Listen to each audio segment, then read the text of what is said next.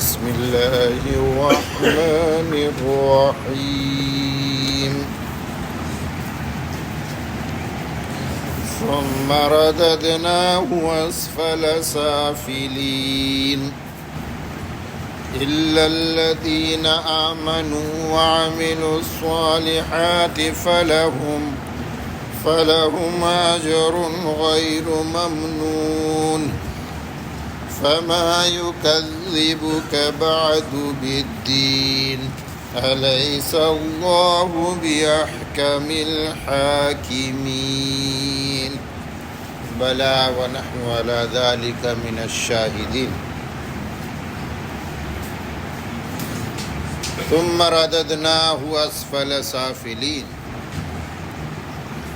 پھر پھیر دیا ہم نے اس کو نچلوں کے نچلے تک، سوائے ان لوگوں کے جو ایمان لائے اور نیک اعمال کیے، پس ان کے لیے نہ ختم ہونے والا اجر ہے، بدلہ ہے۔ پچھلی آیت میں یہ کہا گیا کہ لقد خلقنا الانسان فی احسن تقویم، کہ انسان کو سب سے خوبصورت سانچے میں ہم نے پیدا کیا۔ یہ انسانیت کی بلندی کا بیان تھا، اتنا بلند کہ وہ احسن کا مصداق بنا، سب سے اچھا، سب سے بڑھیا۔ لیکن قرآن نے آگے کہا ثم یہ ترتیب مات تراخی کے لیے آتا ہے، پھر کچھ لمحے بعد یہ بلندی سے پستی کے طرف آ جاتا ہے، اور اتنا پست ہو جاتا ہے، اتنا پست ہو جاتا ہے کہ نچلوں میں نچلا کہلاتا ہے۔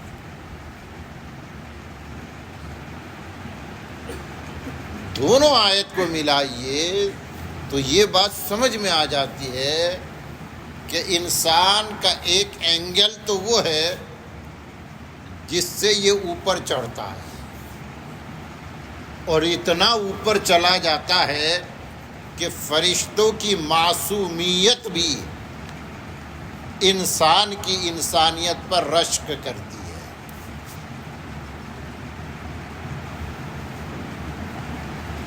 جیسے اللہ تبارک و تعالی کے بعد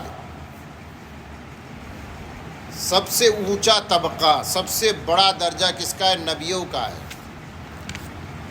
اور پھر نبیوں میں نبی الانبیاء جناب محمد الرسول اللہ صلی اللہ علیہ وسلم کا ہے۔ تو یہ سارے انبیاء کس جنس اور جینڈر سے تعلق رکھتے ہیں؟ بشر ہیں، انسان ہیں، اور آپ اللہ تعالیٰ کے بعد نبیوں کا مقام، نبیوں میں پھر سب سے بڑا مقام حضور اکرم صلی اللہ علیہ وسلم کا، جس کے بارے میں کہا گیا بعد از خدا بزرگ تو یہ قصہ مختصر۔ تو فرشتوں کی جماعت سے انبیاء کی جماعت بہتر ہے کہ نہیں؟ اور نوع انسانی کا جو سب سے باکمال عروج کے آخری سرے پہ کھڑا ہے، اس کا تو کیا کہنا؟ تو میں نے کہا کہ جب ہم انسان کے عروج کا اینگل دیکھتے ہیں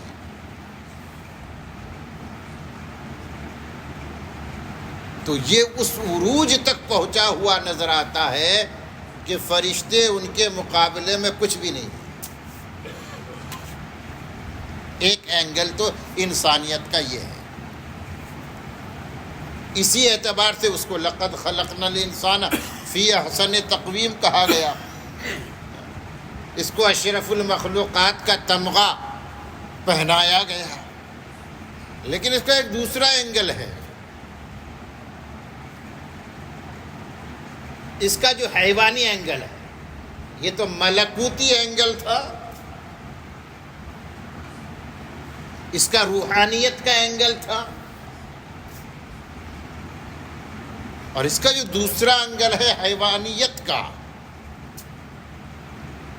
کہ یہ بھی من جملہ جانوروں کے ایک جانور ہے، یہ انسانیت کا گھٹیا پن ہے،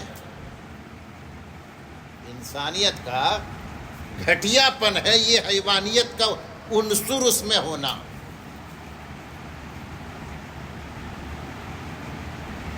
اس لیے کہ جو حیوانی تقاضے ہیں نا وہ تو دوسرے حیوانوں میں زیادہ پائے جاتے ہیں،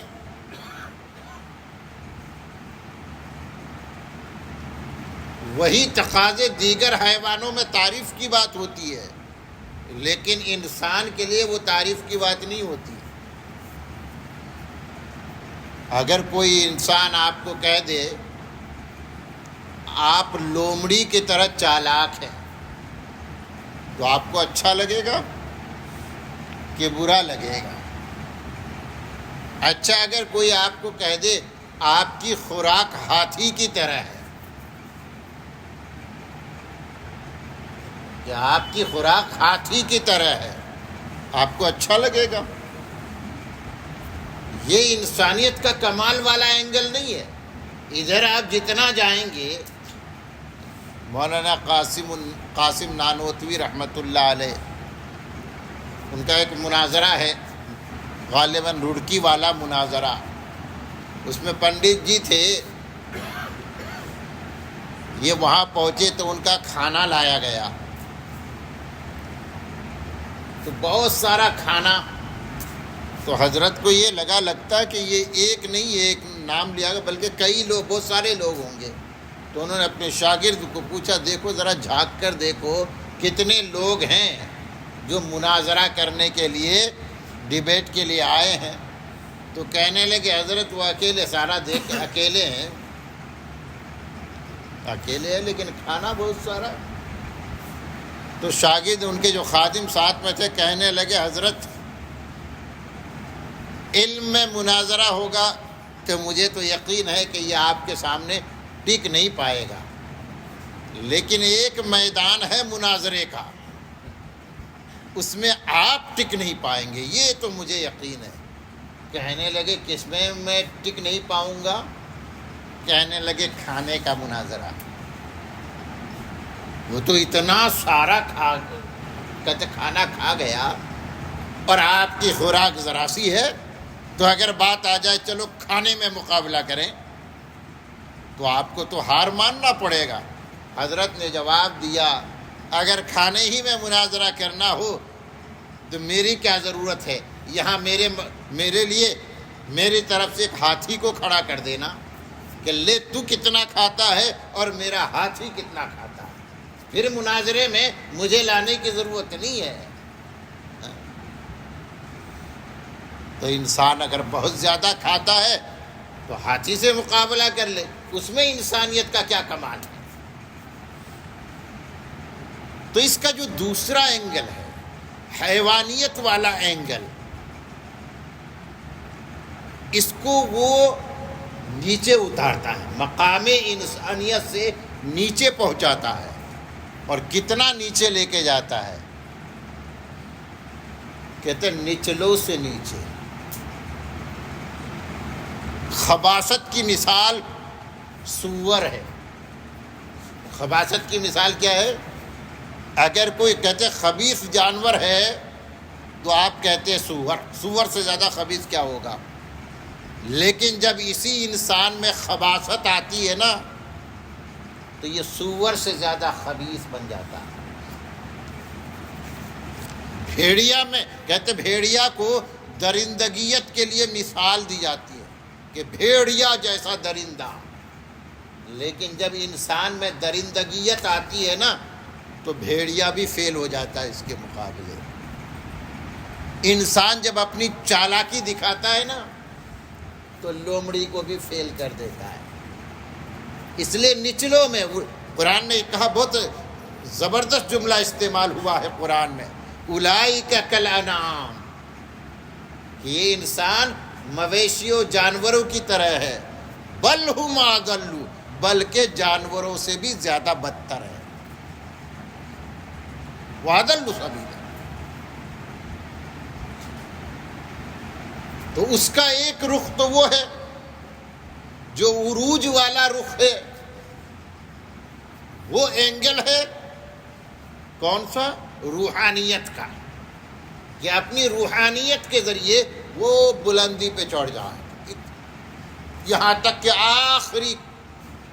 آخری درجے تک عروج پا جاتا ہے۔ اور ایک اینگل ہے اس کا حیوانیت والا، یہ اس کو نزول دیتا ہے، اس کو نیچے اتارتا ہے، نیچے جاتے جاتے یہ سب سے بدترین مخلوق بن جاتا ہے، کہ مخلوقات الہیہ میں سب سے گھٹیا، سب سے بدتر مخلوق کون ہے؟ انسان۔ اب انسان کے لیے بطور آئیڈیل کچھ شخصیتوں کو اس سورہ مبارکہ میں قرآن نے پہلے ذکر کیا۔ بات آئی تھی یہ جو 4 قسمیں کھائی گئی ہے، والتین والزیتون وطور سینین وہذا البلد الامین، یہ بلد امین مکۃ المکرمہ، اس کا مکین کون ہے؟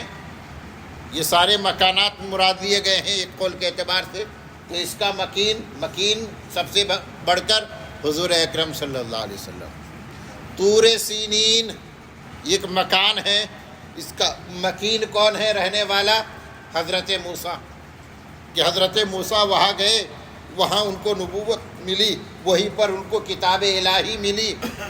والزیتون، اور زیتون کا تعلق حضرت عیسیٰ سے ہے، کیونکہ ایک پہاڑ کا نام ہے جس میں حضرت عیسیٰ نے وعظ فرمایا تھا اور وہ ان کا وعظ مشہور ہوا، اور جس وعظ کے بارے میں آج سائنسداں یہ دعویٰ کرتے ہیں کہ ایک وقت ایسا آئے گا قریب زمانے میں کہ ہم وہ جو وعظ کیا انہوں نے زیتون پہاڑی پہ وعظ فرمایا تھا، وہ وعظ انہی کی زبان سے لوگوں کو سنا دیں گے۔ تو حضرت عیسیٰ کی طرف، اور وہ 3 یہ حضرت نوح علیہ السلام کی طرف۔ جبل طور میں کہتے ان کے جو ان کی جو کشتی تھی کہاں پر اتری تھی؟ جودی پہاڑ پر، اور وہ جودی پہاڑ ہی جبل الطین ہے۔ تو بطور نمونے کے ان 4 شخصیتوں کا بیان آ گیا ہے اس قسموں کے حوالے سے، کہ ہم انسانوں کو کس کو آئیڈیل ماننا ہے؟ ان شخصیتوں کو اپنا آئیڈیل ماننا ہے، کہ ہمارے لیے نمونہ کون ہے؟ یہ ہے کہ جنہوں نے بلندی کو چھوا ہے، اور جن کو اگر ہم فالو کرتے ہیں تو ہمارا بھی ان بلندیوں کی طرف عروج ہو سکتا ہے، چڑھائی ہو سکتی ہے۔ اس کے بعد قرآن کریم کیا کہتا ہے؟ تو یہ جو فرمایا اسی کو فرمایا، دیکھیے ثم رددناہ، پھر ہم نے اس انسان کو پھیر دیا نچلوں سے نچلے کی طرف۔ میرے خیال میں یہ مکمل طور پر اب سمجھ میں آ گیا ہے، اس میں کسی طرح کا اشتباہ اور کنفیوژن باقی نہیں رہا۔ اور یہ نچلوں میں نچلے کی طرف، ایک بات یاد رکھیے کہ ڈھلان کی طرف اوپر جانے کے لیے آپ کو محنت کی ضرورت ہے، آپ کو طاقت لگانی پڑتی ہے، اور ڈھلان کی طرف آپ کو طاقت لگانے کی ضرورت نہیں، خود بخود آپ چل پڑتے ہیں، ایسا لگتا ہے کہ پیچھے سے کوئی دھکا مار رہا ہے۔ یہ ہے چڑھاؤ اور ڈھلان کا مسئلہ۔ اگر ہم انسان کو صرف اس کی حیوانی زندگی میں دیکھیں، ایک تو اس کو ہم اس کے روحانی زندگی میں کے اعتبار سے دیکھتے ہیں، تو آپ دیکھیے کہ اللہ تعالیٰ نے اس کو کس فطرت پر پیدا کیا ہے۔ بچہ کس فطرت پر پیدا ہوتا ہے؟ اسلام پر، قبول حق کا استعداد اور ایبیلٹی لے کر وہ آتا ہے۔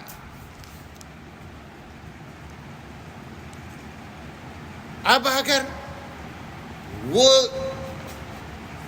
اس کو باقی رکھتا ہے، اس صلاحیت کو، ایبیلٹی کو باقی رکھتا ہے، بلکہ چڑھائی پہ چڑھتا ہے،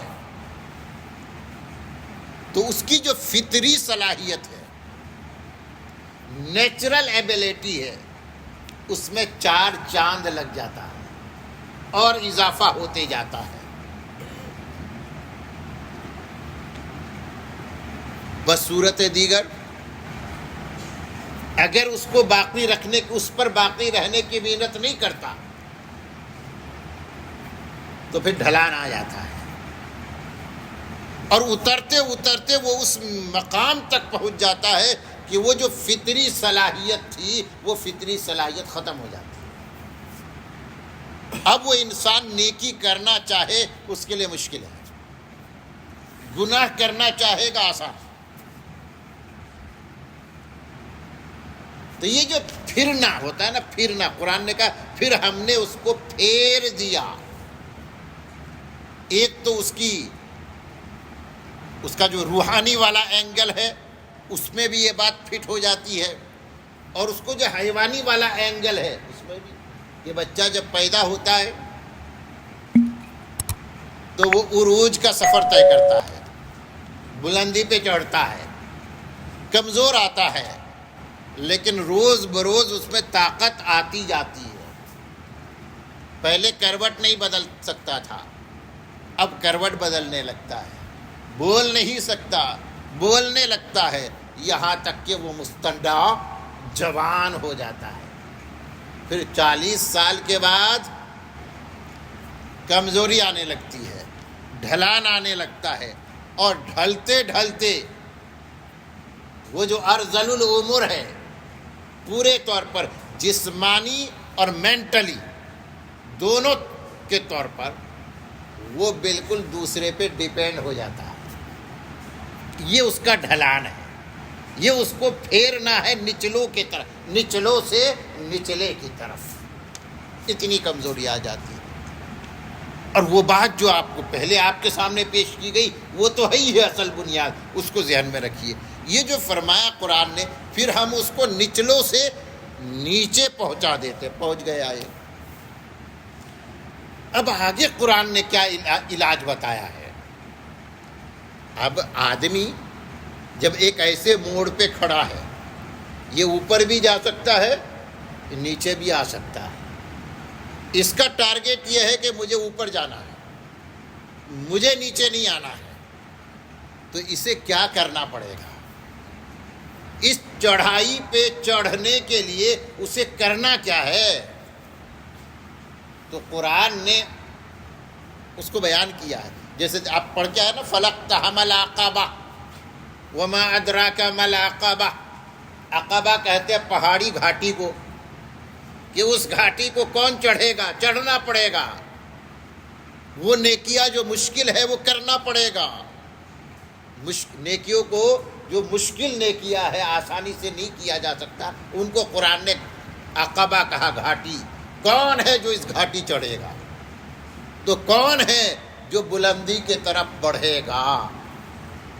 تو اس کے لیے فرمایا کون بڑھتا ہے بلندی کے طرف؟ إِلَّا الَّذِينَ آمَنُوا وَعَمِلُوا الصَّالِحَاتِ۔ یہاں پر 2 چیزوں کو بیان ہے۔ سورۃ العصر پڑھ لیجئے، وہاں پر ملے گا آمنوا وعملوا الصالحات وتواصوا بالحق وتواصوا بالصبر، 2 کا اضافہ مل جائے گا، تواصی بالحق اور تواصی بالصبر۔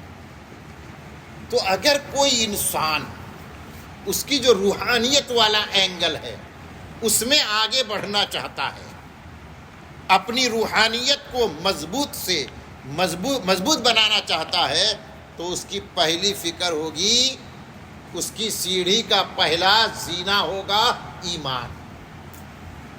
پہلا زینہ کیا ہے؟ یہ عروج اور چڑھائی کا پہلا زینہ ایمان۔ ایمان کے بغیر روحانیت نہیں ہوتی، ایمان کے بغیر روحانیت نہیں، ایمان کے بغیر ضلالت و گمراہی ہے۔ ہم ایمان کی نسبت پہ مجاہدے کرتے ہیں، ریاضتیں کرتے ہیں۔ ہمارے بزرگان دین نے ریاضتیں کی، مجاہدے کیے، ان کو اللہ کی طرف سے ولایت کا مقام و مرتبہ ملا، یہ ٹھیک بات ہے۔ کہتے ہیں ان سے کہیں زیادہ ہمارے جو ابنائے وطن ہیں نا، وہ مجاہدہ کرتے، وہ محنت کرتے ہیں، دھارمک محنت، بھگوان پراپتی کی محنت۔ کوئی آدمی ایک ٹانگ پہ کھڑا ہے، سالوں سے ایک ٹانگ پہ کھڑا ہے، کوئی درخت پہ الٹا لٹکا ہوا ہے، کوئی کیا کر رہا ہے، کوئی کیا کر رہا ہے، لیکن چونکہ ان کی محنت ایمانی نہیں ہے، ایمان کی بنیاد پر محنت نہیں ہو رہی ہے، اس محنت سے انسان کو ترقی نہیں مل رہی ہے بلکہ گمراہی مل رہی ہے، اور روز بروز وہ گمراہی کے طرف ڈھکیلا جا رہا ہے۔ اپنی روحانیت کو ترقی دینے کے لیے پہلی بنیاد ہے ایمان۔ اس سے بھی آپ ایمان کی اہمیت سمجھتے ہیں کہ ایمان کتنا اہم ہے۔ یہ روحانیت کے سفر کا کی پوائنٹ ہے، بگننگ پوائنٹ، اس سیڑھی کا پہلا زینہ۔ اس کے بغیر آگے کا سفر طے ہو ہی نہیں سکتا۔ اس لیے سب سے پہلے ایمان کی بات کی جاتی ہے، ایمانی قوت کی بات کی جاتی ہے کہ ہمارا ایمان کتنا مضبوط ہے، ہمارا ایمان کتنا پاورفل ہے۔ جتنا ایمان مضبوط ہوگا آدمی یہ چڑھاؤ پہ اتنی ہی آسانی سے چڑھے گا۔ یہ جو زینے ہیں معراج کی، یہ جو معراج ہے اس کے زینے ہیں، کہتے ہر زینے پہ آسانی سے چڑھتا چلا جائے گا، ورنہ بڑا مشکل ہے یہ چڑھنا، ان نیکیوں کو انجام دینا۔ آگے چلو۔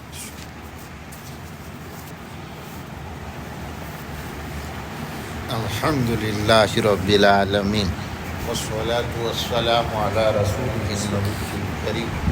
اللہم انت السلام و منک السلام تبارک یا ذا الجلال والاکرام۔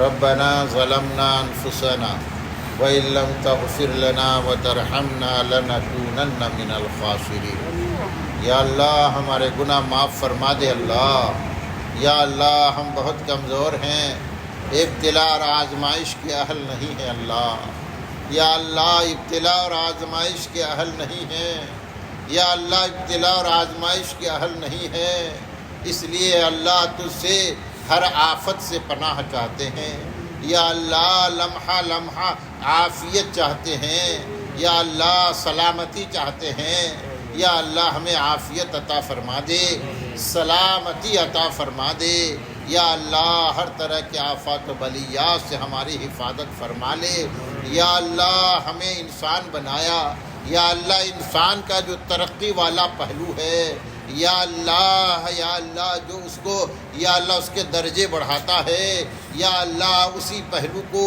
یا اللہ مد نظر رکھ کر ہمیں محنت کرنے والا بنا دے، یا اللہ یہ مقام عروج ہم سب کو عطا فرما دے، یا اللہ نزول سے نیچے اترنے سے ہم سب کی حفاظت فرما، نفس کی شرارتوں سے بچا، شیطانی وسوسوں سے حفاظت فرما، یا اللہ ہمارے نیک ارادے پورے فرما، یا اللہ ہر رکاوٹ کو ختم فرما، ہر رکاوٹ کو ختم فرما، ہر رکاوٹ کو ختم فرما۔ سبحان ربک رب العزت عما یصفون وسلام علی المرسلین والحمد للہ۔